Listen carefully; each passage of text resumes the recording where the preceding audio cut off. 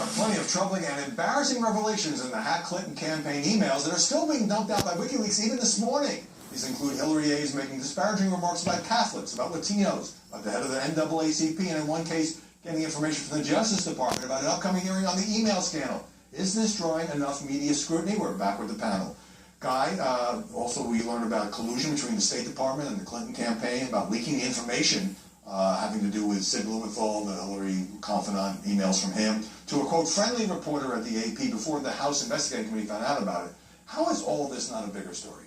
It should be a bigger story. I think what Democrats want to talk about is the provenance of the documents. These are stolen and possibly Russia putting their thumb on the scale of the election. And that's a fair point, it is fair, and I think if the roles were reversed and the KGB were working against the Republican nominee in a presidential election, Republicans would be screaming bloody murder, and they should. But the idea that the media would spend as much time muting their coverage or sucking their thumbs about how the documents came out into public, if it were the Republican, I just don't buy that at all. All right, crystal ball, we have John Podesta, the campaign chairman, talking about needy Latinos. Communications director Jennifer Palmieri, who's Catholic, writing about whether Catholicism is the most socially acceptable, politically conservative religion for rich people. Mm-hmm.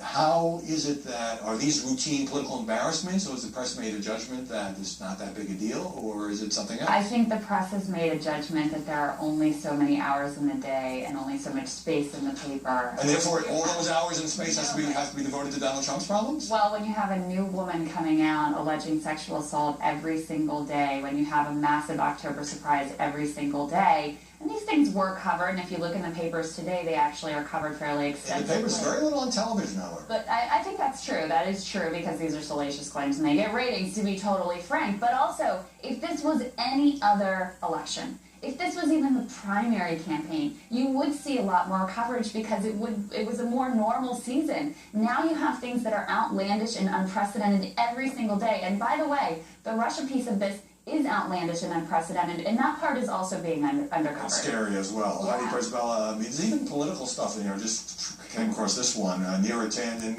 Hillary advisor, works for the Center for American Progress, talking about her inability to do a national interview and communicate genuine feelings of remorse and regret is now, I fear, becoming a character problem, more so than honesty. People hate her arrogant, like her down. It's a sexist context, but I think it's the truth. So you've looked at a lot of these. Do they deserve more media attention? That is the problem, is just the sheer volume of it. And I still think that a lot of these, like the email that you just cited, kind of confirm what everybody's worst suspicions are about Washington and about politicians, which is that they're very calculated in the messages that they craft. But there's no single smoking bomb. I still think that the most important story is the initial leak about her speeches and the focus on the open borders and immigration. Speeches from big Wall Street firms, yeah. Yeah, and I hope that, and I know that Chris Wallace will come through in terms of pressuring her on that. Words versus her aides from multiple years. Exactly. But I just do think a lot of it is the sheer volume of it, and I am glad to see you make a distinction between broadcast and print as a member of the print news media, because we are doing our best to go through all of these emails and to do regular updates on. But most stories on the front page are not about that; they're about Trump. And finally, Guy, in the debate, this got less media attention. Well, Charles Kraft had been very critical. Trump saying, "Well, because you'd be in jail, and that I'm going to ask for a special prosecutor if I win to go reopen this FBI investigation."